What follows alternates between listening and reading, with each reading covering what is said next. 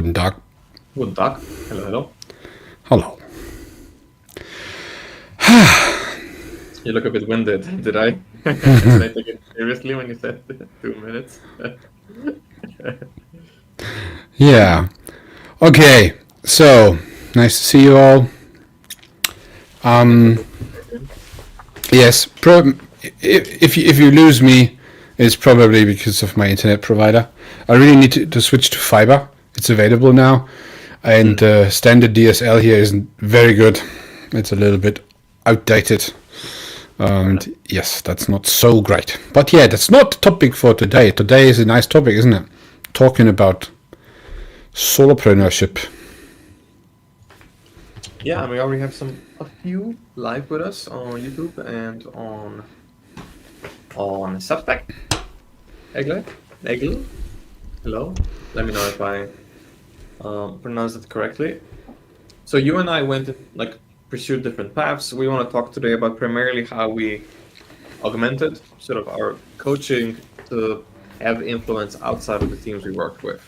I don't want to call it solopreneurship per se, because you are still running your business. Still, yeah.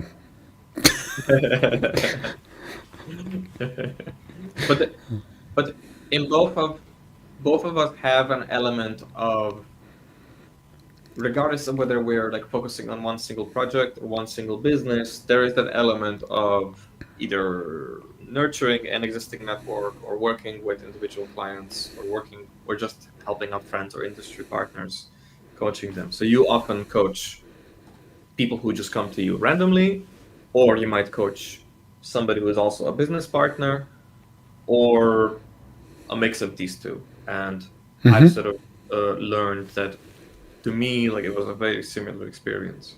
When I was primarily working in startups, and then later on different forms of scale-ups that, you were usually in the process of being acquired by someone.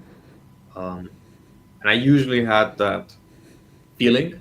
I don't know how you started, but from my perspective, how I got the itch for this, getting into coaching outside of my, let's say, my home base organization, was that there were elements of coaching that I felt where I was really effective. And that required the organization to be in a very specific maturity phase. And I felt like I can only do that once with a certain organization every 3 years or every 2 years, depending on the maturity cycles of the teams that were inside of the org, and then of certain size. So I figured, okay, if that's the fun bit and I'm being effective with it, maybe I can also target companies that are in that phase right now to essentially extend my influence beyond my current organization. What was it like for you? So I would say around about 5 years ago now, I started to rethink what I was doing. So I was more at that time I was for a decade a type of small business entrepreneur in a company where I just had basically the role of the CTO. And we were working with very large companies together. And we would basically, and that was one of part of the CTO role as well, to play the same role for them in the integration project. So that was the reason why I was in both worlds, in the large and the small world, while being myself a small business entrepreneur. So I was kind of a hybrid there. And on some point in time, I realized that I had not much influence on what I've done there. The reason was I was really focusing entirely on the tech part and not really on the business part. And something drove me away from that type of business then. And I finally then quit and moved towards creating ৱ𝗏𝗏 with another colleague from that company who became a business partner, who was a senior engineer then. And we basically started this journey. And one part of the journey was that we wanted to help other companies understand things better. So I really had this drive to write down things like blogs, right? Even created my early and first videos. I think that was 3 years ago, something like that, where I did those kind of things. So I wanted to start to teach things to others. So I had the feeling I need to scale things, and right now they are not really scaling. And so that was my basic journey to get into that. And we have done that then with the CTO Fellowship Program, as we called it. We still have that today. And that's basically a program where we help other organizations. The first part was like the typical cloud native transformation, how to integrate a good culture, the things I was talking about on my content part over the last 2 to 3 years. That is what I did, but it was never to a single time my primary income or primary business. So I don't think, maybe around about 5 to 10%, something like that, maybe.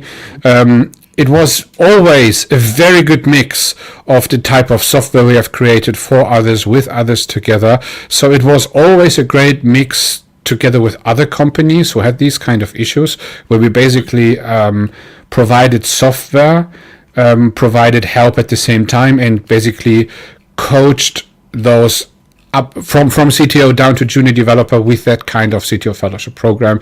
And that then basically, and on things like my blog and these kind of things, I basically do that in a very small scale for others as well, simply because I like to do it. But if I wouldn't have the company, I am pretty sure that would work as a full-time business if you would scale it as well, right? Because you can see the kinds of, what actually happens then. These things work. So it's not like they're not working. As long as you have enough credibility to do that, it's working. Yeah.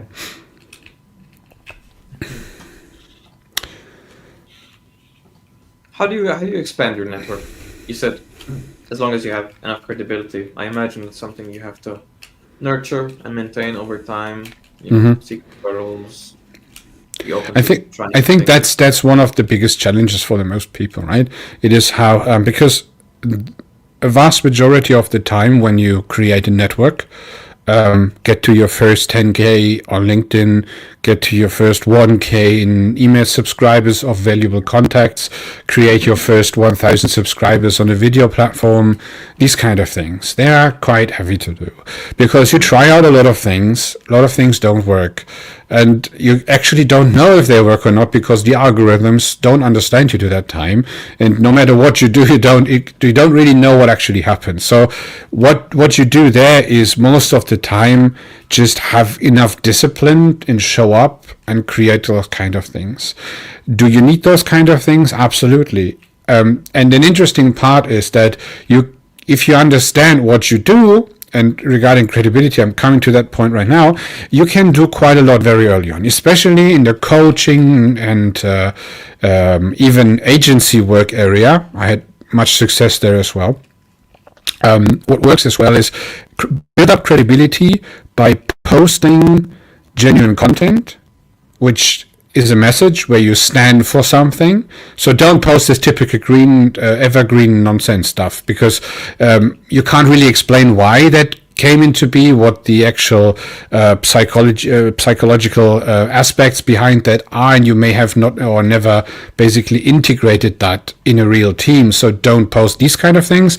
Just post about things you really solve during the day, problems, anonymize them and talk about them. That helps a lot.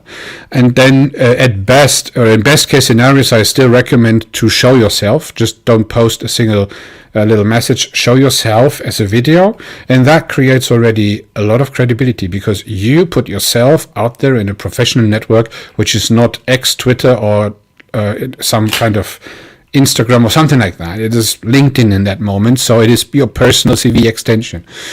So it counts. If you do something wrong there, it is basically affecting your life, which provides you some credibility. And the good part, when you have done that for quite a while, but quite a while means some month. It is not really more like this.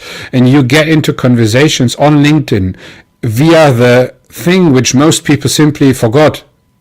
you exist is the actual network. So LinkedIn is a network. Find people, get into contact with the people, and over time remember which people stand for what or that have done what, and get into those conversations back again. Talk to those people, and on some point in time those people remember you, and this is how your first gigs, your first opportunities for whatever reason will come into being. It is not because you post stuff. Actually, it never happened for me. Like it is, or one or two times maybe. It is not something else. Yeah. Yeah, it is for becoming known. It is that. So it is your marketing. Posts is something like a daily ad you do. Not even marketing. I wouldn't. I think doing marketing on social media is pointless, because people who browse the feed don't want to be marketed to. Like, you don't want every organic post from people in your feed to be selling you stuff. Yeah, but there's an aspect to marketing is you show yourself up every day and you become known for something, and then people. That is not for the users. That is purely for the algorithm. So marketing. No, for me it was working for the users. For me, that is how I got my clients. No, that is how I got my clients as well, right? So let's zoom back up a little bit. You and I got most of our clients from referrals. So our former business partners or current business partners, for whom we were building stuff, or LinkedIn.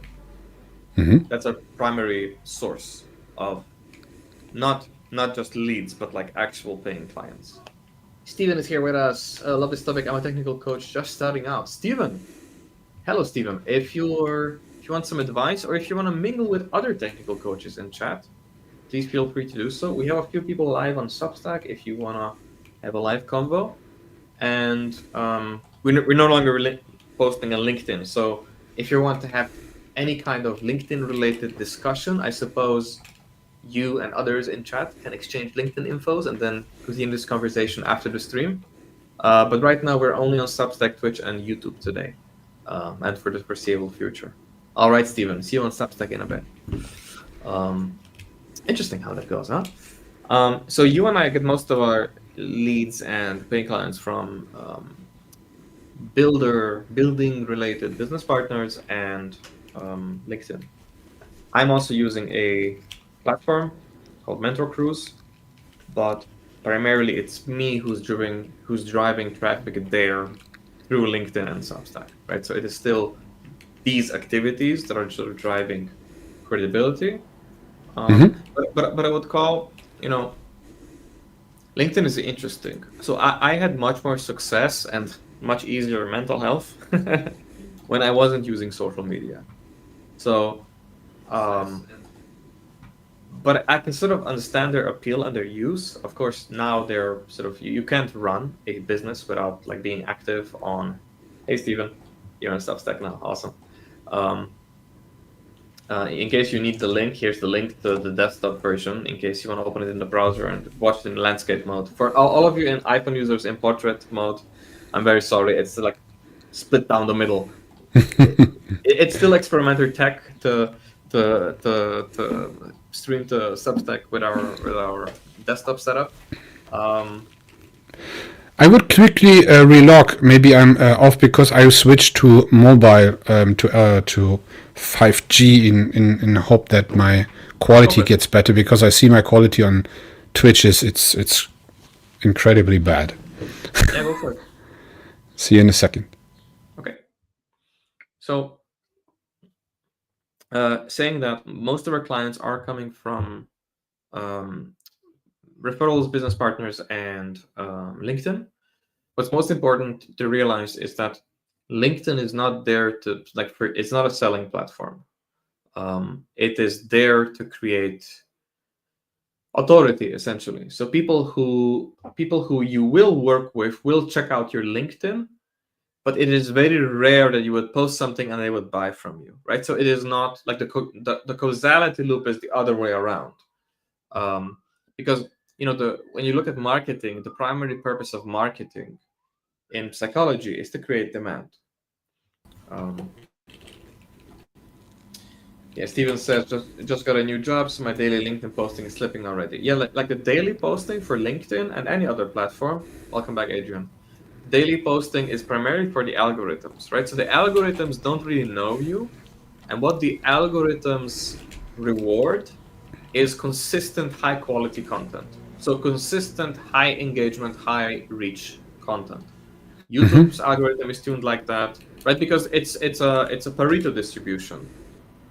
You want the algorithm, if you're building a social media network, you want your algorithm to pick up on topics that show early mover advantage, right? So you have random posts and you want to figure out, okay, one post will be extremely popular, and then you give that one more reach because that one will lengthen how much time people spend on the social media platform. And if your primary business strategy for building revenue, for capturing revenue for the social media platform is to advertise user attention by showing them ads or showing them ads after or pre-roll or like text ads in the sidebar, then you're basically seeing which posts get a lot of engagement early and then boosting those, right? And every social media network works like this. Now, there are some that are more individuated, like TikTok, and there are some that are a little bit more fragmented, like LinkedIn. LinkedIn has text, carousel, video, blah, audio, blah, blah, events, and company pages versus personal pages, right? So they quickly differ in like color. LinkedIn is, I think, like the exception because it's extremely fragmented, extremely complicated, and it doesn't have like It simple is. rules like YouTube. YouTube has simple rules, relatively speaking, to LinkedIn. Yeah, but it is like link. So YouTube isn't primarily a great thing to start as a coach.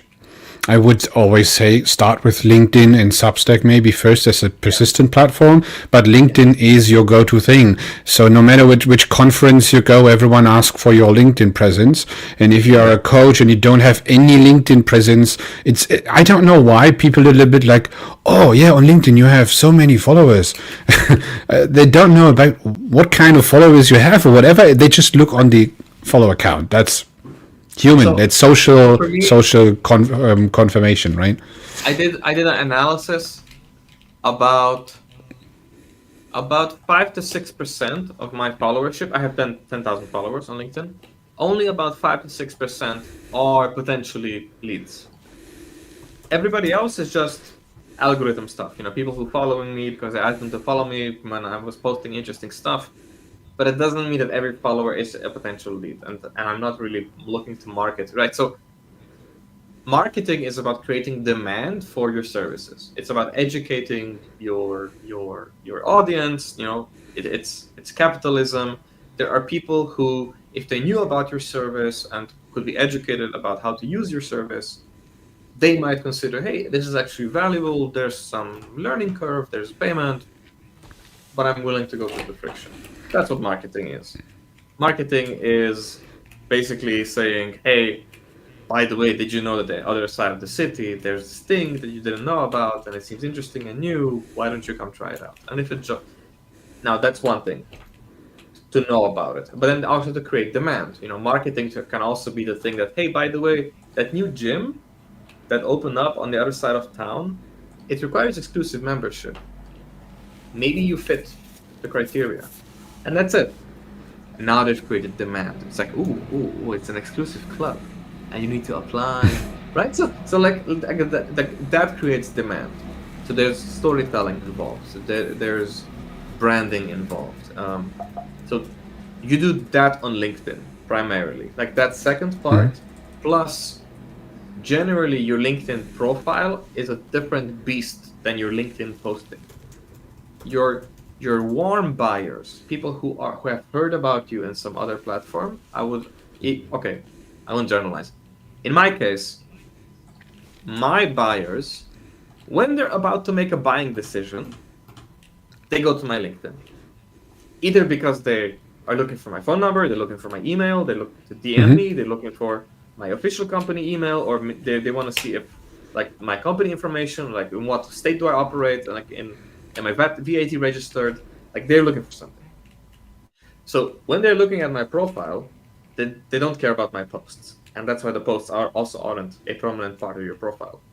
Your profile is there to remind them of your pain and like what you provide, and then how to get easily in contact with you. Because when they're about to make a buying decision, there's a very high chance. When my client makes a buying decision, there's a very high chance they will open my LinkedIn and then make the buying decision based on that. Even more than going to your website. Most coaches don't even have a website, right? I don't have a website. I'm building one now because I'm aware. No, you don't. No, you don't. No, you don't. I'm coming out now with something like that. We will have a talk. We will be meeting about that. I'm glad. No, you don't. Don't dare. Don't dare. So I don't want to have a personal website. I might build a landing page for like a experimental product like that. No, you don't. No, you don't. I think I do. But I'm curious about what you have to say. I just wanted to mention that this is true. What I just said. Hey, hang on. We have a lot of comments here.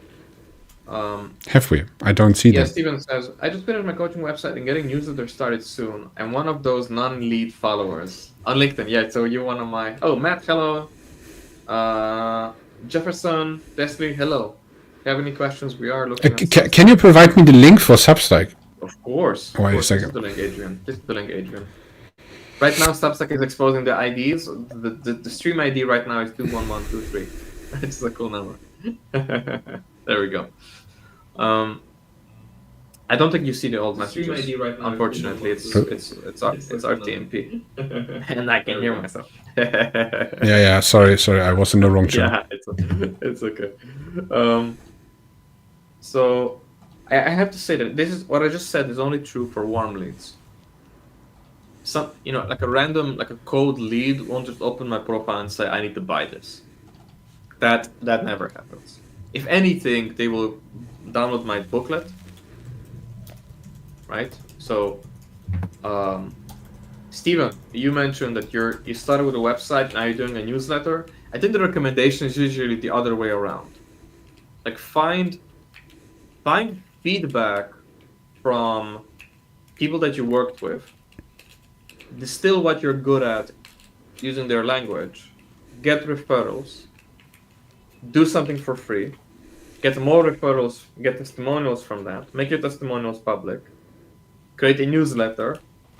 In the newsletter, you talk about your everyday work. The newsletter will then create a followership. The followership will allow you to sort of be recognized by other coaches who will help you sort of prop up your authority. For example, my newsletter is successful because Kent Beck recommends my newsletter.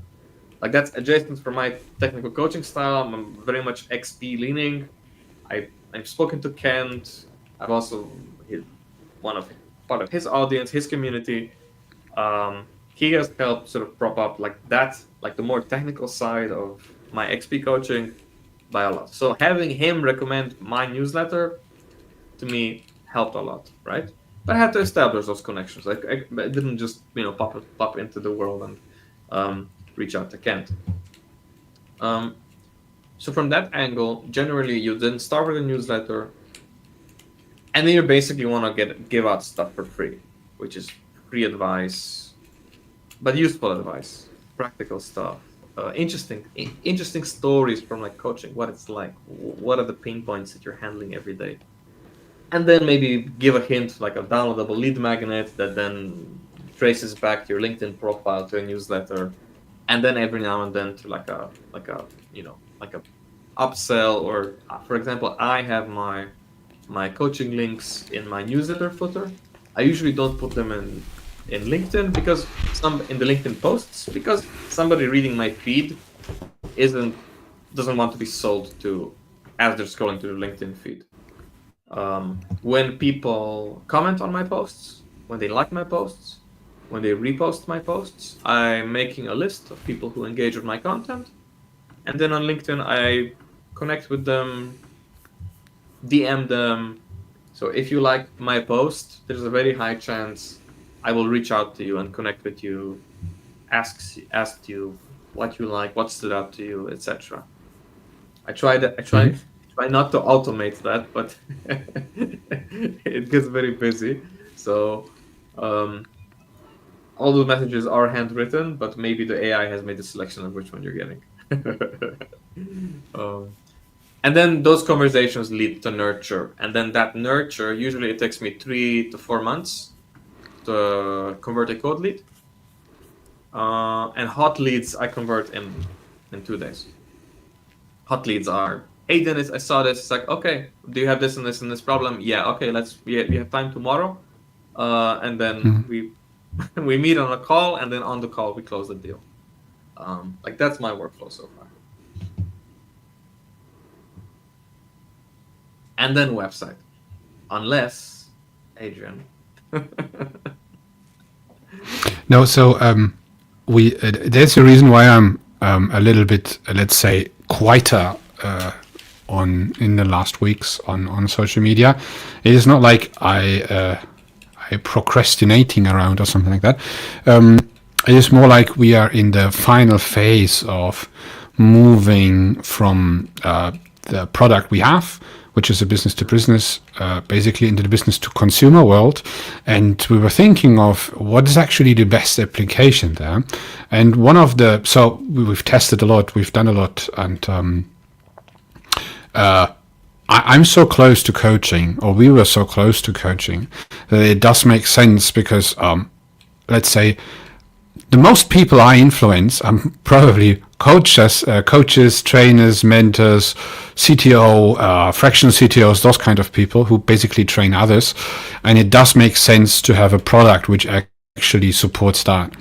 And that will be the case. And this is what I want to show you, because I know you like a learning management system, or like a scheduling no system? yes, partly it is more a platform, it is more a coaching platform, but in a way which is not existing right now on the market, because we have an extremely powerful platform below that which is actually capable of running enterprise solutions on it, and it is scalable down to a point where you have something, basically the things you need. Maybe I make or we can make a stream where you can use it or something like that. It is not yet finished, so the very specific parts for the integrations for coaching materials are actually in there. But all the learnings I had from you, from me, from so many conversations with other coaches and people I train are basically influenced there. I see a huge potential, because every coach I ask, they have a little bit here, a little bit Calendly there, and it is scattered around everywhere. Exactly. And people have their workflows.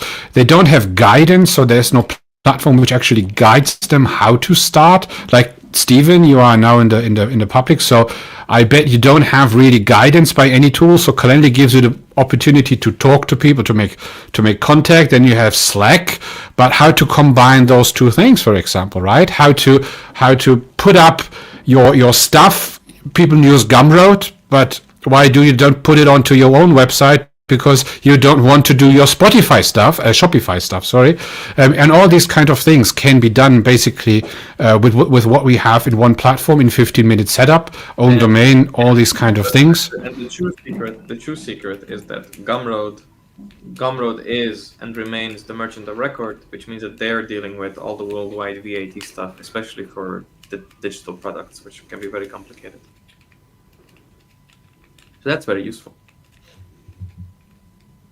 So what you mean by that? I can't follow this moment, because it was a little bit laggy, to be honest. I'm lagging here around. I see. No, Gumroad is a two-vector marketplace, but they do all the payments. Like, so it's not your business selling your product; it's Gumroad selling the product, which makes the whole betting on the credit card payment processor side much more secure, because it's being handled by a much larger entity. Plus, Gumroad is handling all of the legal stuff regarding payments. Like, is this a service? Is this a subscription? Is this a digital product? Is this a book, booklet, digital book, ebook? There are many regulations regarding like how to tax these things, and they are taking care of that, because it's primarily used for like very low margin, like high margin but low cost, like $2 booklets or something like that. So Gumroad has really taken up the ball in like handling all of the complexity regarding that. I hope that Stripe would handle that, like the same way that Shopify handled like the drop shipping side of things. But Gumroad has unexpectedly, become the flagship in this niche for solopreneurs especially. But for you, you have a C corp equivalent, like an LLC, you won't have these problems because you already have, you know, these kinds of problems for your clients already. So you're just bypassing it. But it does, for solopreneurs, it does help make the sort of the buying experience a little bit more intimate by having it sort of handled much more seamlessly. So there's that. So that. So when you mentioned other coaches using other platforms, so I do use Gumroad, I do use Calendly, I use Zoom, and I use Slack. And then the other resources that I'm using is StreamYard, which is this product, you know, what we're using to stream, and Descript. And I think that's and ChatGPT and Claude, but that's because of my niche. And. Yeah. No, but those are the things that I use, right? So all of my clients I gather on a Slack that I run, so that they can network together. Plus, all of like the private conversations happens on a platform that I own, right? So whenever there's something private going on, it happens on Slack because I know that I control that. I know there's not going to be any issues. You know, the Zoom videos, for example, I don't record, I don't share them because it is coaching, right? So I just summarize them with an AI. So you don't even keep the transcripts because there's no point. You know, it's just like the potential of it leaking out is pointless. Like, why would I keep that? I don't keep the recordings. What I do keep is maybe some snippets. Maybe if I'm doing like something workshop style, maybe I can record that individually. And what I do keep is transcripts of videos, of like one-way videos that I send on Slack, which are usually 5-minute format. Like somebody asks me a question and I record a video and I send them that. Ironically, it's very freaking difficult on the internet in 2025 to send video messages to people on a PC, right? Because if you're a Signal user, you have to have Signal. If you're a WhatsApp user, you have to have WhatsApp. If you're a YouTube user, you have to like. It's so difficult. LinkedIn doesn't have them. It has 60-minute audio recordings, which is completely pointless. So if I want to send you a video, I can't. I need to first know which app you're using, because I can't send you a Signal link to a video if you're not using Signal. Like I can't WhatsApp you my Signal video. Like that's so annoying. So I own the platform that does that, which is my Slack. So everybody who works with me, who has worked with me, is part of my Slack community, and with them I'm exchanging video conversations. What I'm sending to them, I keep transcripts of, and then basically that's what I'm feeding into my LLMs to sort of help me polish. Like what am I like? How did what I do with my clients shift from 2024 to 2025? Then I feed my LLM with that, and it sort of helps me create posts based on that, or like helps me adjust my solar system for content, etc. But like that's the entire workflow. So Steven, if you're taking notes, Adrian, what's your ecosystem? What tools are you using? And I did ask you about the website stuff, so we headed there. I'm not very good in websites of my own so far. It's a little bit like a neglected thing. As LinkedIn always was my primary platform. There's Substack as well, like you had as well, right? Yep. But I would say still LinkedIn, because it is not like I'm living from the coaching like you do. So it's a little bit more focused on what I do in my business, so my actual business, where I create software, where I create products. So that's a whole different lot of things I do there. But Calendly as well. So my business partner prefers Teams for that, not Teams, Microsoft products for this. It's called Meet. I forgot how it's called, but I don't like it. I've tested it out several times. No, not Teams. It's a. What do you say? No, it's a Calendly but it's not good. I don't like it. So Calendly is very strong when you have a little bit of services you want to have on a Calendly page. So you have a little ecosystem inside of Calendly already. Then Stripe, I think, is a very good tool to have, because people often think that Stripe is some form of PayPal, right? It actually isn't. It in its extensions, yes, but Stripe itself is more like a all-in-one tool for all your stuff you have with invoicing, everything you need to have for your tax prepared, right? Closer. It's like accounting software. It's very close to accounting software. Like, it doesn't do your regulatory tax liability side of things, although it's getting really good at that.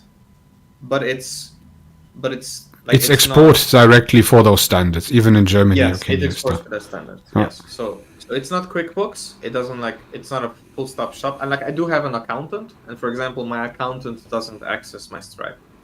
I export to the platform that my accountant prefers.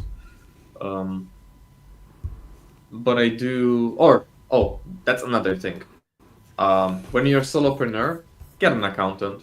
Like, you don't have to have employees, but just get an accountant. Get an accountant that you will stick with for 10 years, so that your business and you as a solopreneur can have a relationship with that person, so that you learn how to work with them, they learn how to work with you.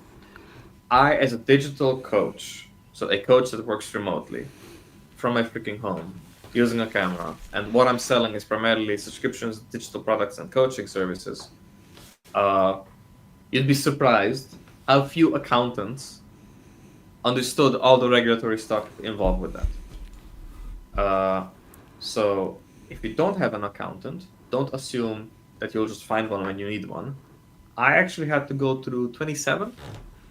Oh, so, I was lucky. First one. I had to go to 27, and then I found someone that I can really work with. But like, we really work well. Like, we get it. I gave him access to everything, and I told him, look, I probably made some mistakes. Just, we have the money. Just grill me, roast me, and let's figure out. But everything we're fixing, I want you to set up a process for. I want it to be sort of documented, and sort of, I need to know what to look for when we're, I don't know. I had a client for Burkina Faso, and then they had like, the whole, like, everything, because every client is from a different country. And, then Brexit happened. Then I had some like processes set up that were pre-Brexit, and then post-Brexit I had to, like, it did there's so many things. So just have some worries about that. I would recommend the same for your bank. So you should have a bank where you trust the bankers. At best, you know them personally, because at some point in time you may need to have some runway. And if you go to one of the larger banks where you quickly get your first business account, but you basically have a hotline there and that's it.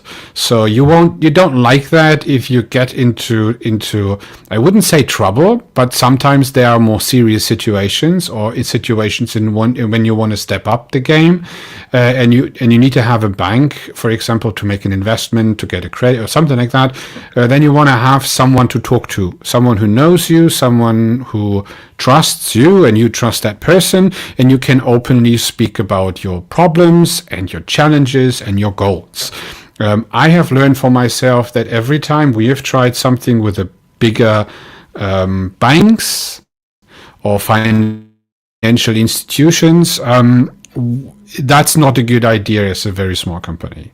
You shouldn't do that. You should be very trustful when it comes to that, because you're extremely dependent on that, because you don't have the mass to be interesting for those larger banks. So that's something I can give here. So go to local small bank.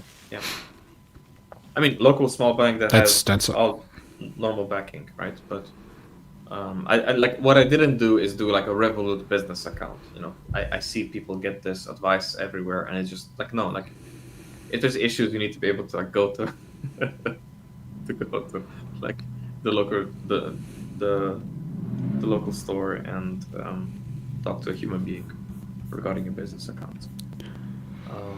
Yep, that's important. There's another one I have to draw. Okay, see you, Stephen. Stephen had to drop. Yeah. Thank you, Stephen. You drove a lot of conversation today. Yeah, that's so. I think people often forget that. So it's a little bit like when a developer thinks for his first product on a Play Store, App Store product which they can build. People see entrepreneurship, solopreneurship wrong in most cases.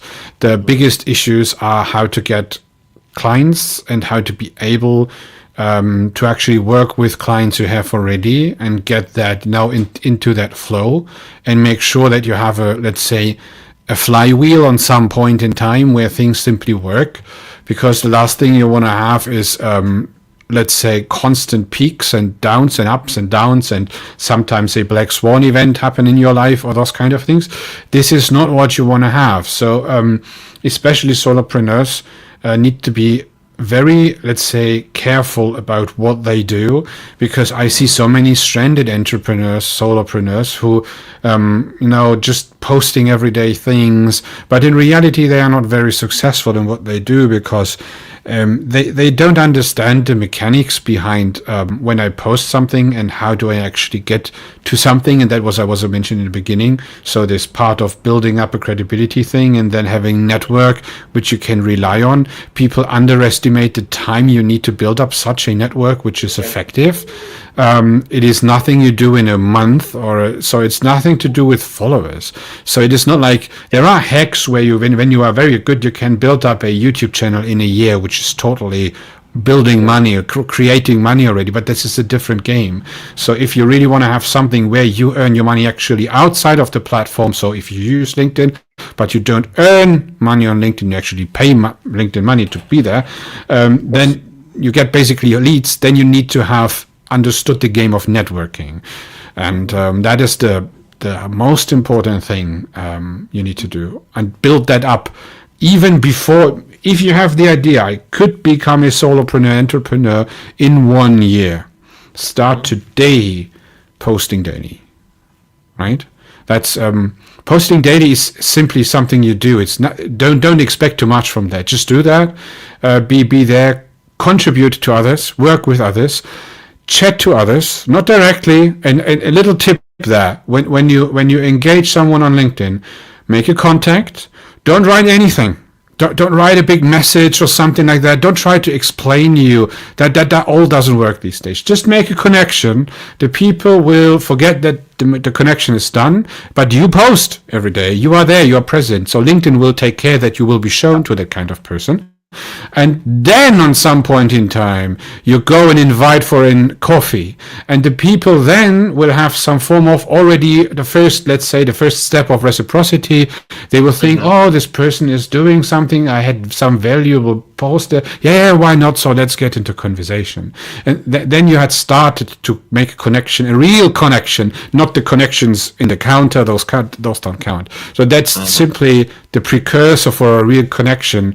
And this is how you actually build up a very strong network of people, which will back you up, or you can even get some money out of it, because you need to be known as a specific person. But don't expect cold calling people and getting something out of that, because so many people try that and there is a fatigue on the market. So when people read there is a message, oftentimes they simply cancel because they can't be bothered with that right now. Cold calling works, but it requires high volume. And if you're a coaching solopreneur, you don't want to be known for high volume marketing. Like, you want ideally, intimate conversations, coffees first, and getting to know people. That is something for products. If you sell products, you can do that with something like LinkedIn Sales Navigator or something like that. You can even use Sales Navigator, of course, to find the right people you want to talk to. That's possible as well. But as soon as you get into marketing automation, think twice, because it is a very personal thing you do when you want to become a coach, a tech coach, a mentor, even a fractional CTO. Fractional CTO is totally based on contacts. So without context, you can't do anything, because it is an even higher investment people need to do, and that's, I think, Absolutely. the reason why so many fractional CTOs aren't successful. Right?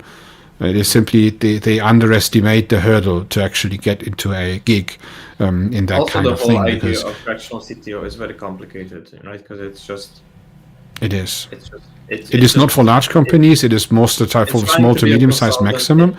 Yeah, it's trying to be a consultant, but it's sort of leaning into the niche of like filling CTO niches, but then all you're really getting is part-time CTO consultancies and not really fractional CTO work. So the whole positioning of that is extremely volatile and unnecessary. Because you will be a business consultant or an agency for that company. So just call yourself that. Right. But There are some fractional CTOs coaches, who I coaches would that call guess themselves people can do FCTOs, that. but What's that? coaches that call themselves FCTOs to drive their prices up are just, that's la la land. It is. So I basically don't know companies who actually ever looked for a fractional CTO. I don't know those. They do might exist because it's such a niche. Like it's a LinkedIn bubble niche. yeah. You So mentioned coaches are important, mentors are important out there. That works, but people underestimate how much you actually earn. And oftentimes, if you really want to make a living, it is not that easy, because you need to have the credibility, you need to have some time to build all this up, and then you have people leaving you again because it is most people don't do these kind of things for years. It is more like they do that for a specific project time, right? So they want to achieve something, then they stay in contact with you, and at some point in time they may come back, but you need to have a constant stream of new people and find a way to actually do that. So you don't come around. You will, if you are an effective tech coach these days and you don't have already extremely a lot of, let's say, people who recommend you because you have done 20 years that already in a company or something like that, it is most likely that you need to become a content creator as well. Because otherwise people simply don't know you. That's maybe go to conferences, speak there, those kind of things. You need to find ways to become known, to build up your credibility, and that's how human mind works. So credibility is actually not what you have; it is what other people give you. And that's the point. So how do you make sure that other people say you're good? Something you said earlier was also regarding, when you're posting on LinkedIn, a lot of solopreneurs, like they create these mistakes of being a content creator first and a coach second. Like if you want to be a tech coach, you need to be a tech coach, which means that your first and foremost care and focus should be on your paying clients. Paying clients. Not the free coaching you do with your friends and your ex-coworkers, but paying clients. If you have 0 paying clients, sure, you can do content creation if it results in paying clients. But ultimately, you need to know where the paying clients live and why they pay and what they want and sort of what pain, like what kind of transformation you're helping them achieve. Because a lot of coaches get, like number one, everybody asks me how to get more leads, what works, what doesn't work. But ultimately, in the lead conversation, there are many different answers, and you can just use whatever works for you. But when you do have leads, you need to prepare yourself for 2 things. Number one, to be their coach, not to be their buddy, and not to be their employee. Because you will lose. Every coaching engagement, you will lose in some point. So if you can think about that moment from day one, you'll be very successful. Right? So when you can put yourself in the position of, at what point will this person no longer need me? And to sort of price and value this entire relationship holistically in one go, so that you don't think about it as, they're paying me this amount per session or per hour or per month or per quarter or whatever, or per training or per workshop, but you're actually really thinking in this, in the next few years, how much do they need me? When do they no longer need me? What happens after? And what kind of result do I help them achieve? What kind of transformation will they go through with my help? And then price that. Because ultimately, when you're starting off, you will just want to coach anybody. So you'll be tempted to coach and give free advice and do free coaching, which is good for getting feedback, but it's not the kind of feedback that paying clients give you. Because you need to separate out, I'm practicing being in this persona and getting my confidence, so I'm coaching somebody for free. But ultimately, your clients will value you when you value your services, right? So the price that you will set for your coaching services will communicate to the world how much you value your work. And then your potential leads, clients will do the same, right? So if you're being very cheap at the beginning or free, they won't value your services, especially in tech. But they might value you being generous with your time and giving them free advice, right? So I got a very good example early on in my coaching sort of solopreneurship from Jonathan Stark. He said, either be free or very expensive, but don't be cheap, because cheap is on that border of like, what are you doing? Are you like trying to upsell? Are you trying to upsell the free community, or are you, or are you being? If it costs nothing, it's worth nothing. That's another thing. So I don't say you should ever do free coaching if you want to do a living from that. That is what I can give you, because it's not like people value that. So it is not even so. Even if you write a blog and you have, let's say, 5,000 people who read your stuff. Subscribed, not subscribed, every week or something like that. So imagine how many people will give you money just be a free subscriber. Basically, no one will. Maybe one or two if you're lucky, those people who basically tip you, but most of the times they only do that when you ask for that. And that's a very strange thing. So as soon as you ask for a tip, you are not the kind of person who is able to coach others. So just imagine, what is a coach? A coach, first of all, must be a leadership person. A coach must be a person who can or does have the mental power to bring you or other people to a new stage. So it is a little bit like there must be motivation, there must be wisdom, there must be experience already there. And if you are a person who are asking for tips, it is more like a junior person in this. So that's what you expect from young persons who try to get into the business somehow, but not of people who are already there for quite a while. And if you sell yourself too cheap, right, then you basically what you basically do is you attract the people who looking for cheap things, who actually don't really want to pay for something. And I had it so often on LinkedIn that people ask me for like, hey, we had some good conversations on LinkedIn, some comments. Would you like to coach me for free? I always said no.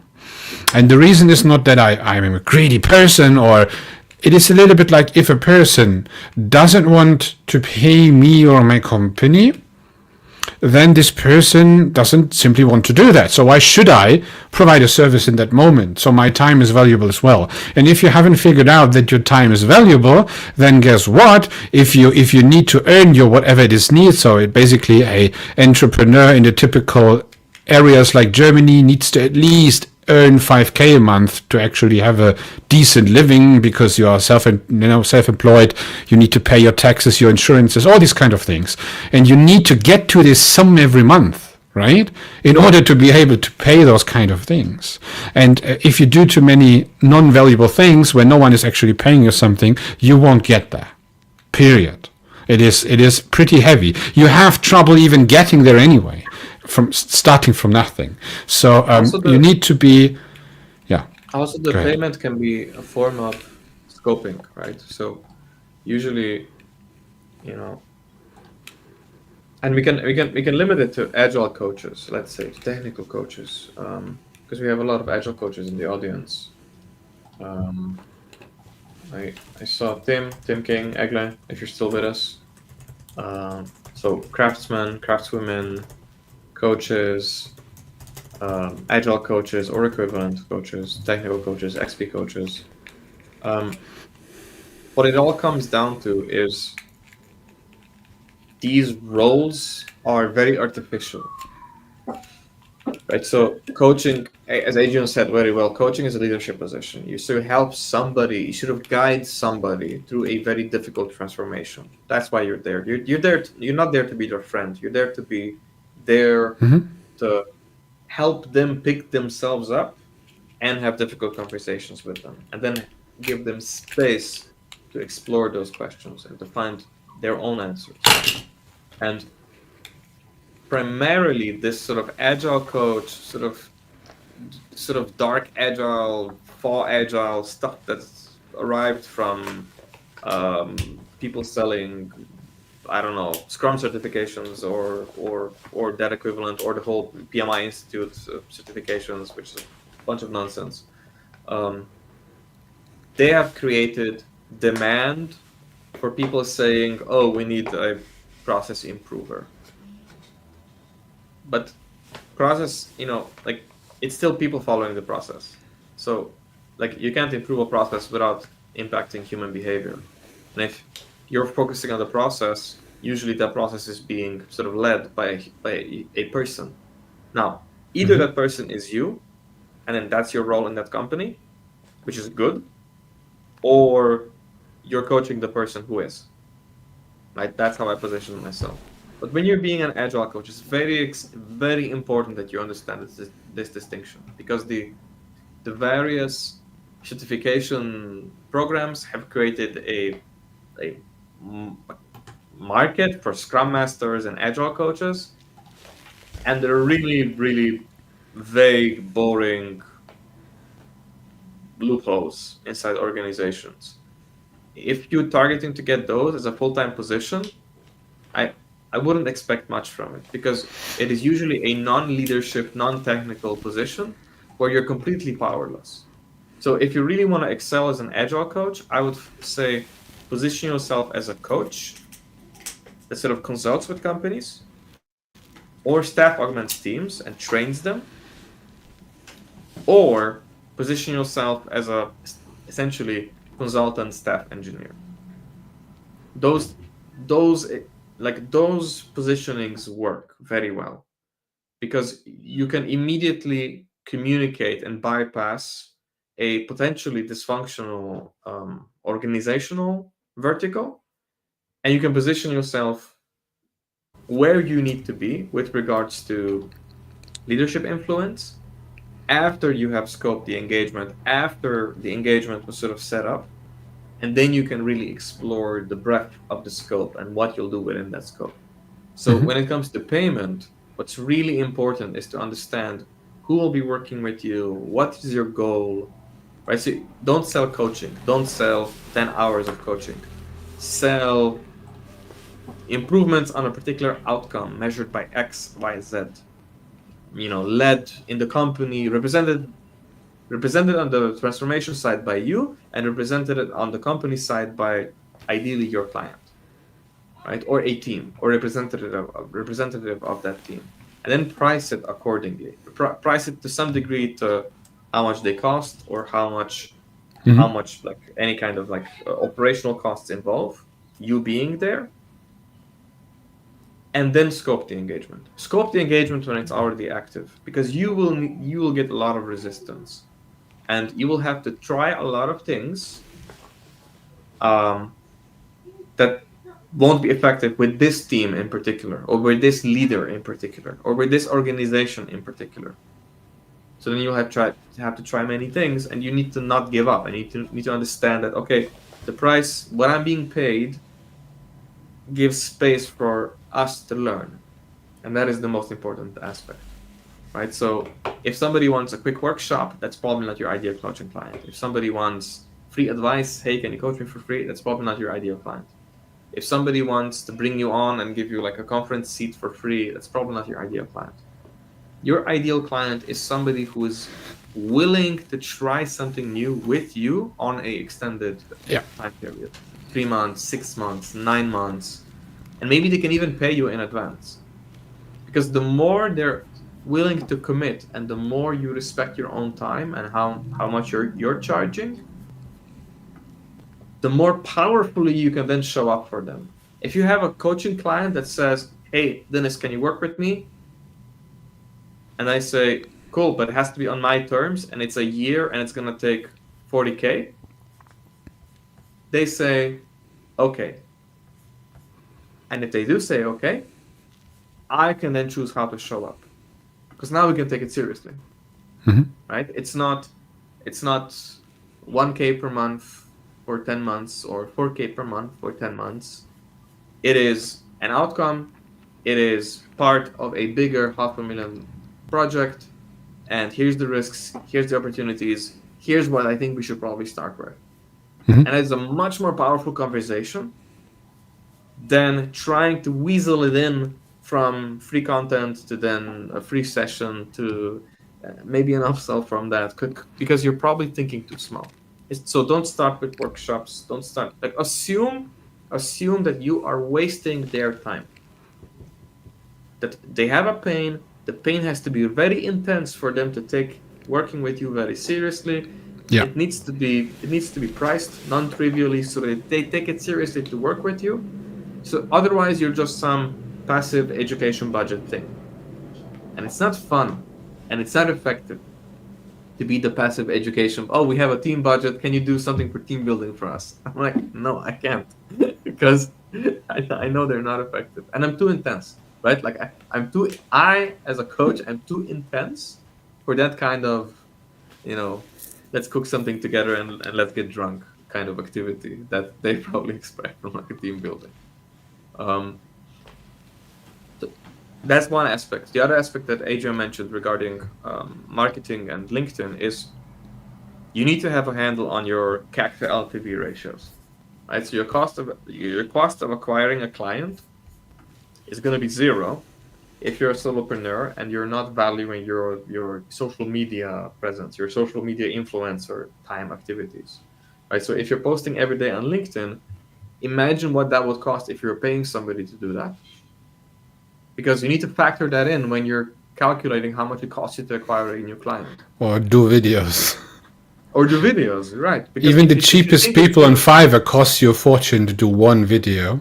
So exactly. if you don't have an income right now and you think, oh, I find a video editor, how so many people somehow give you advice, and then you take a look and you see, okay, I need to do a video every day, and video is like an hour for a video, $200, and you think about, oh damn, it's 10K a month for videos, right? Your biggest learning opportunities as a starting coach will be in the things you're trying to avoid.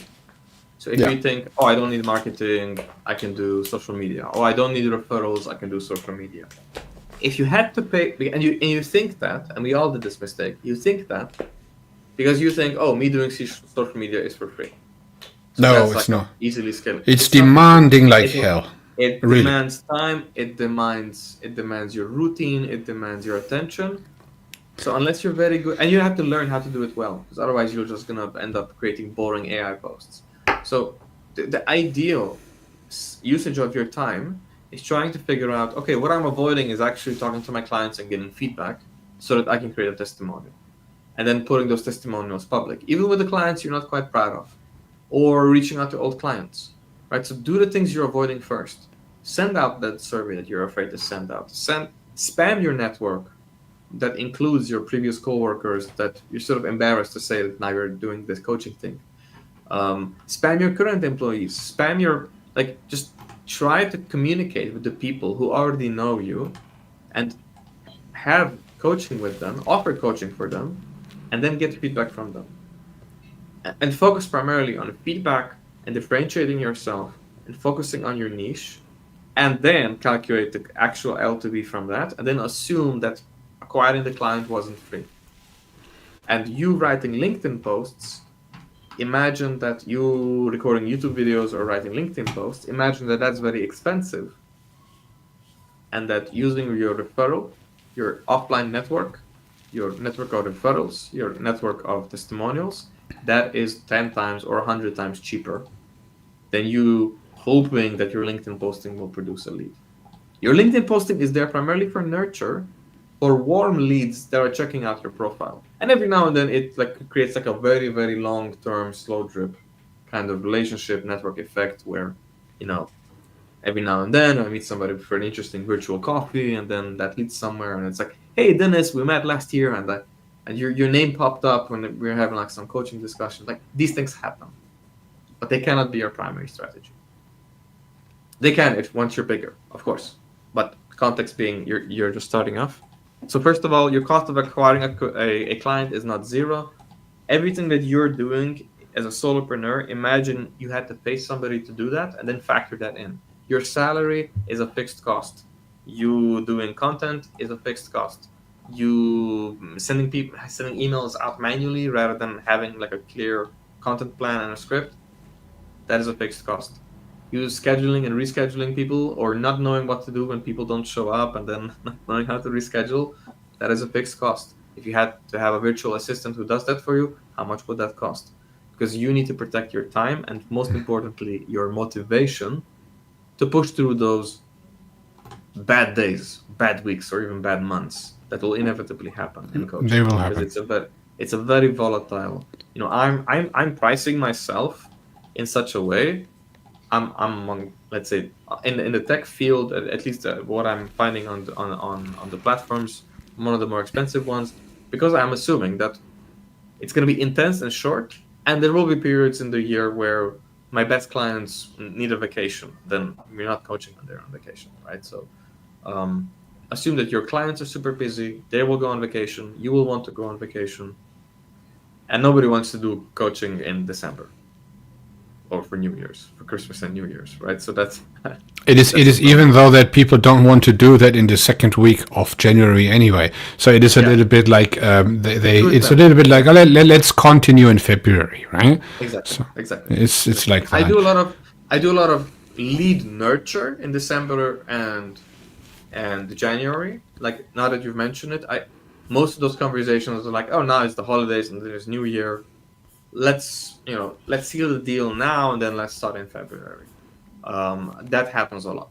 Regarding the yearly cadence, that happens a lot. But pretty much August, September are dead. December is dead. So you need to account for that. Like, you can't just naively think that this is like a 12 months per year, 9 to 5, with like a lot of like vacation days. I can work from wherever I want. No, you need an office. You need privacy. You need to be able to have conversations with people that that cannot be overheard. Even though you're not meeting with them directly, the effect that has on the calming effect that has on your coaching clients is very important. So don't underestimate how much you doing stuff costs, even if you think you're not paying yourself anything. Focus on your paying clients. You're not a social media influencer, you're a coach. Mm-hmm. You're not there to be their friend, you're there to sort of help them through a difficult transformation. If it's not difficult, it's probably a waste of time. If it's not expensive, you're probably not being taken seriously. If you're not being taken seriously, you're probably you're probably going to be ineffective. And the leads that you're targeting have to take it seriously as well. So they already have to know what's in it for them. Like, they have to tell you what success looks like. You can't just wing it and discover it. That's not your job. That's not your job. And don't try to build it up in the first session, because it won't work anyway. So they need to come with a problem to you. And then there is a little bit of a distinction. What I've learned as well is we were talking primarily about coaching, but there is mentoring as well.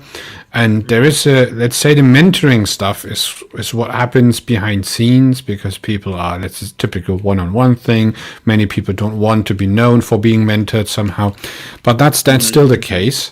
And if someone is asking you in that case, that's a different story. And coaching is something, as Dennis was saying, you do something in a value package. So of course you can calculate that down to some form of hourly rate maybe, or something like that. But in general, it's a little bit like you have a number in mind and you make that number happen. In order to make that happen, that's the value you want to have for that. For mentoring, it's a little bit different. Mentoring is a typical thing. Do you want to do 1 or 2 hours a month, or maybe 4 times if you have a very intensive thing? But people, that's a very small business. So if you want to live from mentorings, you do need to be totally different there as a coach. So as a coach, you basically have multiple persons in a team. You coach, or you have the CTO and maybe the teams of the CTO, or something like that. This is what I do mostly, and that's a different thing. So you really you have this one thing, and you need to think about that. And mentoring is like you join mentoring, and then you are off the mentoring, then you forget it. It's not your concern anymore. So that's not your problem. It is not just, it's just this hour. But if you want to make a living out of that, that's actually tough. So I don't even know. I don't know someone who's only doing mentorings all day long. That's probably a very complicated thing to do. It's ineffective as well, right? Because mentoring is essentially just giving somebody a live webinar or a live course, and you will get the same efficacy rate as an Udemy course. Or like if you're being very elite about it, like a master class or like a Maven course, because courses people are primarily browsing mentoring platforms for coaches. That's very ironical. Like it's very ironic that people are primarily looking for coaches on mentoring platforms, but the coaches on mentoring platforms are primarily doing mentoring, which is very odd. So I've discovered this very on in my career, and I was super grateful for this because I always coached on various platforms, Mentor Cruise and Code Mentor, which have the word mentor in them. But people are there primarily because they want coaching. And the difference is that mentoring is very much, like typical mentoring is very much school oriented. So it has a lot of knowledge accumulation. And then if you're being very, very academic about it, some grading on the knowledge accumulation. So there's knowledge accumulation and you get a certificate. Or there's knowledge accumulation and you get a diploma. Or there's knowledge accumulation and you get like to fill out a survey. That's mentoring. That's very much ineffective because you're taking away the most important aspect of learning, which is putting it into practice. So when I'm doing coaching, some of my clients, I think 1/3, they think they're there for mentoring. So they just want my opinion on things. It's like, what do you think about this? What do you think about this? What do you think about this? What do you think about this? What do you think about this? Then I ask them, hey, okay, so what's work like right now? What's the project you're working on? And they describe it to me, they give me context, and I say, okay, so which one do you want to try tomorrow? Oh, I can't. No, not on my production team, right? No, not directly with my team. I want to master it first, right? That's an issue. And that's an issue, right? Because they will never overcome that unless they go over that hurdle. That is then mentoring. That's the difference between mentoring and coaching. Exactly. Mentoring is a one-on-one thing, right? Exactly. So if you cave in to that conversation and say, okay, let's help you master this information, you're doing mentoring. If you're taking the stance of, I will only talk about things that you actually apply tomorrow at work, that's coaching. Right? Because the difference is whether it has business outcome and application as a focus, and what you're helping them is overcome that resistance, or whether it's about knowledge accumulation and then basically distilling low quality information from high quality information. Right? So they are using you as a source of authority in saying, there's a lot of garbage advice on the internet. I value you as a high quality source of information, so you will now be my mentor on this. That's a difference. I think that's a very good thing. Personal development versus team development, or let's say a goal development towards a goal in a company, a mission like this. So it's a transformation most of the time, because the reason why you have a coach is actually to get the people you're working with onto a journey to a new goal, to a new stage. So it's a transformation you do, and you need to have expertise in that case, and you need to have access to all team members. So you need to be able to make advice for everything, for the team lead as well as the team members, or even the CTO, CEO, who from time to time speak with you as well. Right? And you need enough influence and authority with all of these people to get them to try new things. And you need to be able to say no. If you can't say no, then you are just a puppet who's bought for just but whatever. Agile coaches and Scrum Masters in large corporations are stuck in this loop. Mhm. They can't say no by contractual obligation, and they are primarily there for knowledge accumulation, for knowledge mastery. They're running initiatives and surveys and retrospectives and they're like documenting stuff and running tech talks and having like little mini workshops. But primarily they're there to do technical training or accumulating new knowledge or talking about new things in a hackathon or kata context without actual influence on real production issues or on relationships or on difficult conversations where somebody got upset in like a product meeting and it derailed the entire project. And like you need to be very wary of not being diminished into a mentoring role without influence. If you Good, call yeah. yourself an agile coach. Agile coach. Yeah, no. It is a little bit. I have a problem with the idea of agile in coaching. It's a bit like I think you should be coach a team to achieve whatever is necessary, and being agile is a core aspect. But if you need to teach, it's a little bit like teaching people how to walk when you want to walk a hike. So because it is a little bit like it is clear that you need to be able to walk if you are on a hike. So that is something you should bring with, and it is more about, hey, we have a hike for, let's say, 30 to 50 kilometers, something heavy to do. And I teach you now those advanced things you need to know to not get blisters, to to stay hydrated, to make sure you are you optimize your packagings and those kind of things. Have the ideal shoes and socks and those combinations. There you need to coach for that, but not really for walking itself. An agile coach is kind of like a medic. Like you want a medic to be around, but you don't want it to be scalable to like every scale of unit. Like you don't want every squad to have a medic. You don't want every. It is not mission oriented. It is a little bit like. It's like support. It's like maintenance. But you don't want it to be zero. But also you don't. If you're scaling your people down to maybe squads of a firing squad, you have 2 to 5 people, then you don't want the medic to be like a mandatory element in the smallest atomic unit of your business organization, right? So you don't want a team of 5, then having 4 teams and then having 4 agile coaches, because then you're approaching like that whole safe and sort of release train and sort of having like each team has their own scrum master, and then the scrum masters report to like a master scrum master, agile coach, senior agile coach, which can be effective if those roles replace traditional engineering managers or staff engineers or delivery managers of some kind of POs. But if they augment them, usually what happens if you have a team of 8 people, 10 people, and they have a product manager, a project manager, an agile coach, a scrum master, more managers than actually people who do the execution is pretty bad. Director for design, a UX designer, a UI designer, and a prompt engineer. It's too much. It's too much support around a too small unit of collaboration. Yeah, and then people wonder why those 2 guys in the programming, then they are basically the bottleneck, right? Everyone is pushing input, pushing deadlines all day long on those 2 guys, right? This is a little bit like every time the same.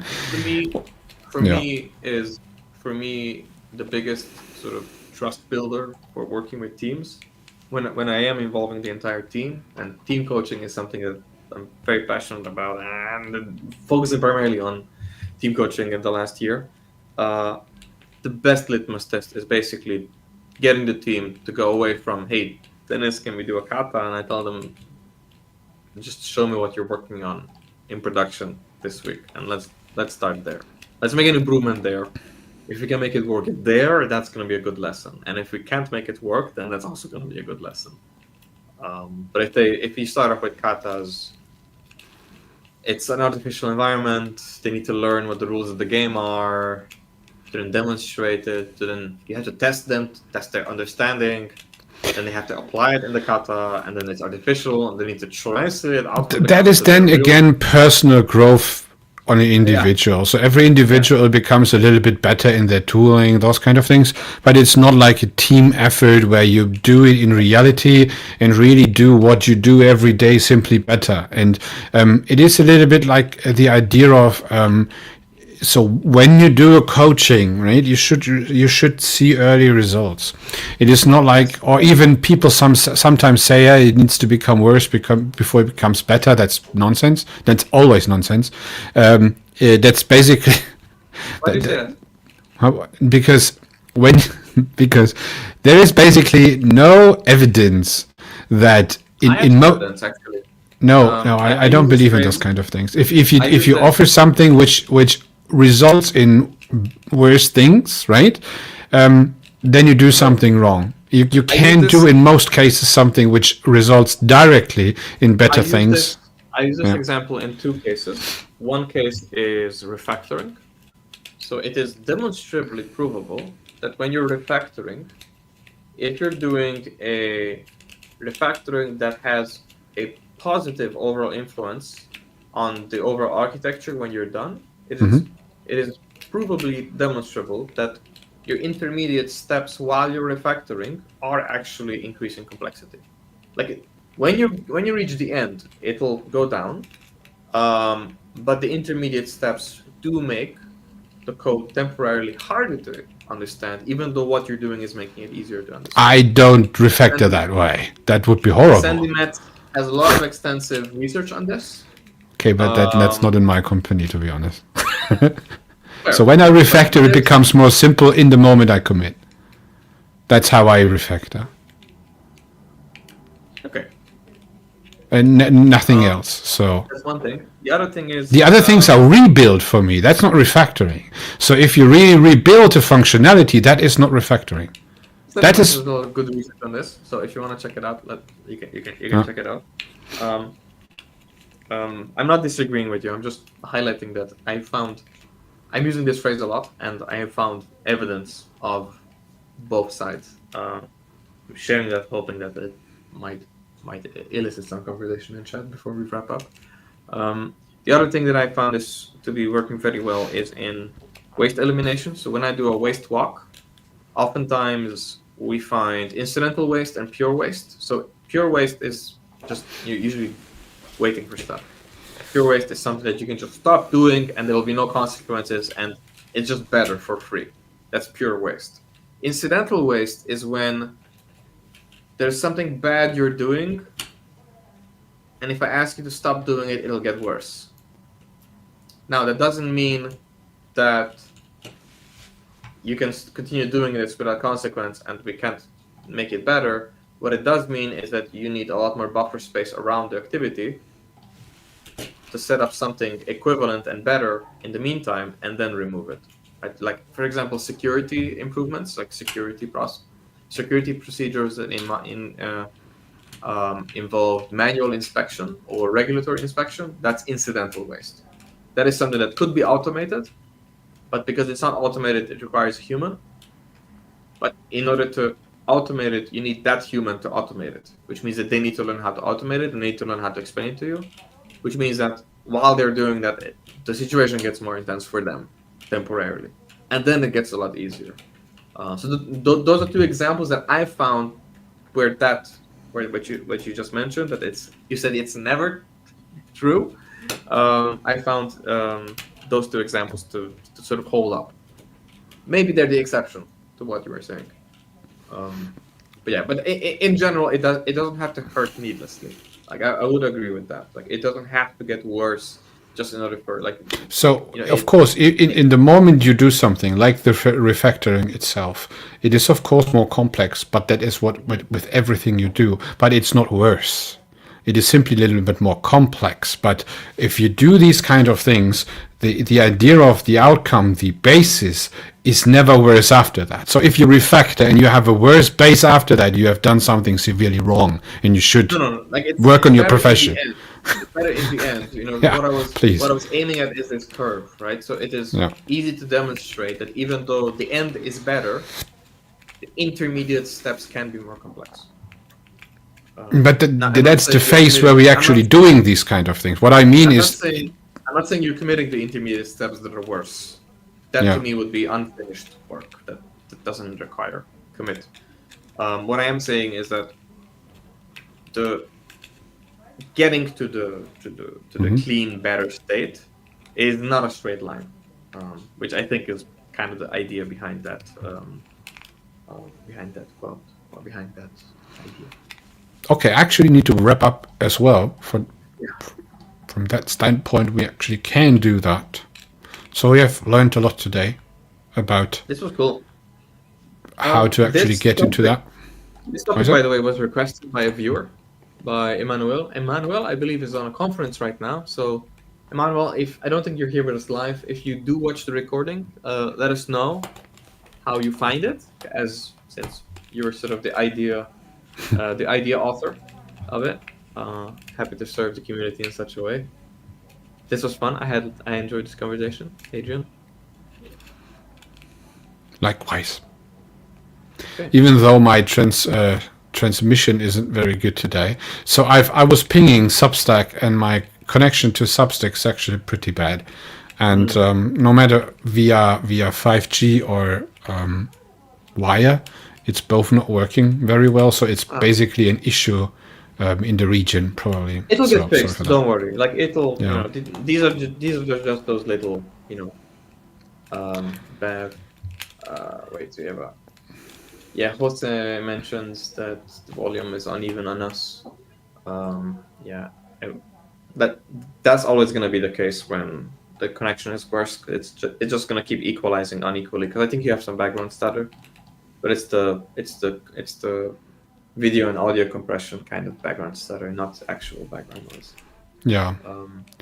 Yeah, next time it will be better, because I don't have my Starlink dish here. I have it at the Yeah, I at the was home about to office. ask. Like you always boast about using a Starlink often. I have it have it at home. I don't have really a place where I could put it here. I was already thinking to do that, because that would be a pretty good thing, because you actually can do a lot with that, and it's pretty powerful actually. So I have streamed already several times with that, and you can do very good things with that. So it's way better than 5G.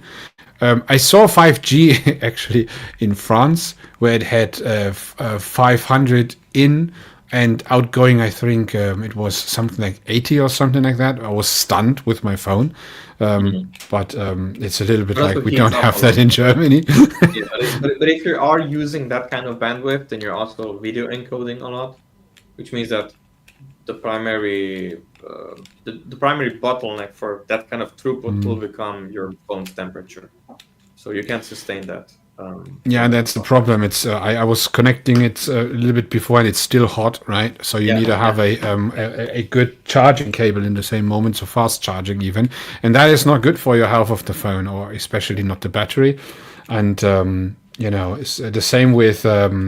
You have a lot of infrastructure. And last tip maybe, when you think you need to do videos because you are a coach now, try to create a setup which is not complicated, and don't try to aim for being a fully blown professional YouTube studio, because to get to the point where would you be able to do high quality YouTube videos is actually quite large. That's a profession of its own, and it's very expensive. All the things you need to have is pretty expensive, especially to do that on a sustainable level.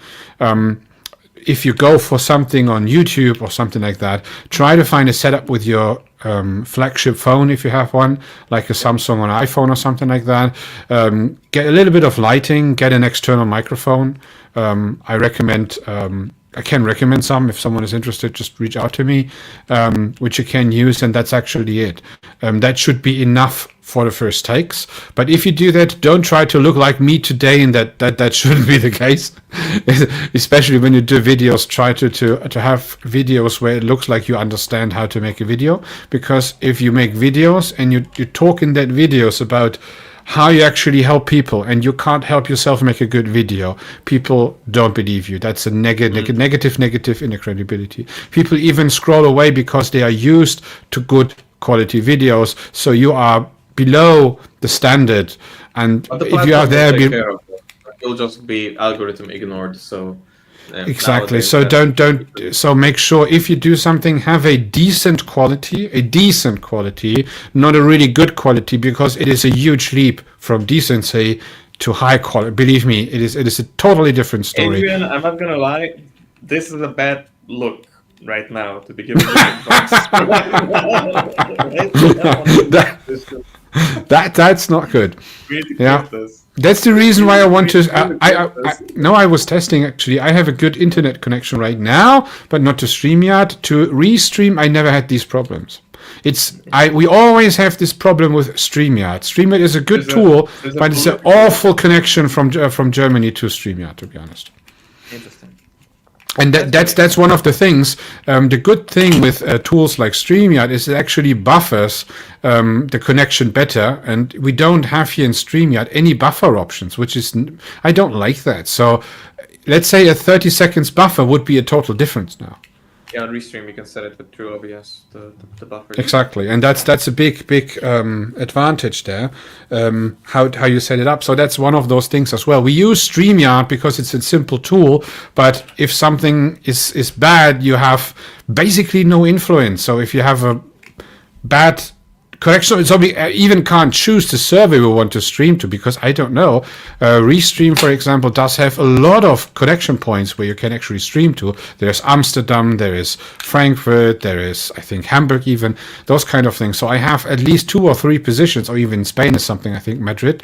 So I can stream to multiple regions, which is a big advantage. Right? Video servers right now, I think, are in San Francisco. So, and that's a big issue, of course. So that can be, of course, that can. It's this is bleeding edge. This is just like a experimental feature for them that they're just rolling out the mainstream. So it will get better. Yeah, so it's not a regular case, but in general, if you do videos, just do them right, because you will come to the idea to make videos, and if you do, do it right.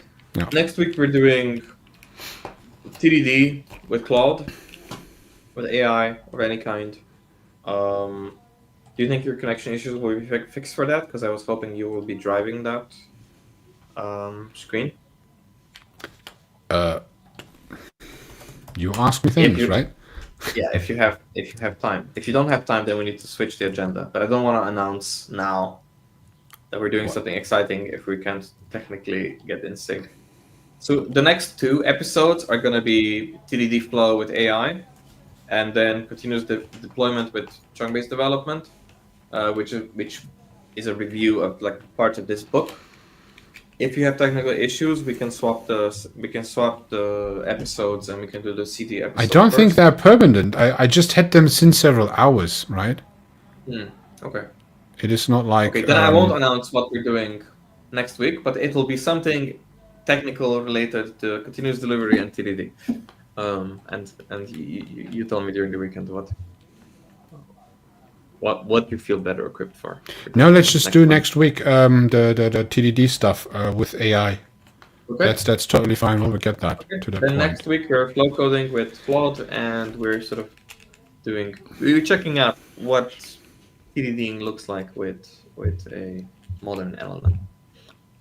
Thank you all for being with us live. Yeah, and just said that my microphone is louder. It's because it's bigger than his. That's the thing, right? Yeah, that's the reason. Do you actually have a microphone, or what do you use? Yeah, I have a Blue Yeti. I never asked. Here's my microphone. Ah, you have one. Yeah, I have one. Ah. Yeah. Good. I had this one for ages. We actually wanted to switch on some point in time to a better streaming setup. Well, let's take a look for next week. It will work out, right? So we will find a way to do that.